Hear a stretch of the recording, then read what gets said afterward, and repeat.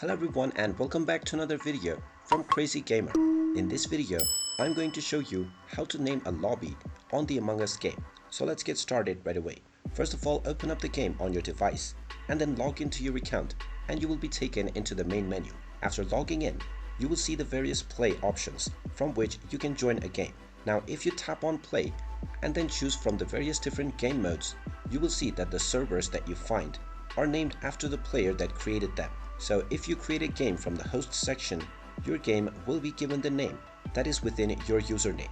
So if you wish to change your host name, then go back to the main menu and then tap on My Account. From My Account, tap on Account and you will be able to see your username. From underneath your ID, just tap on Change Name and you will be allowed to type in your desired new username.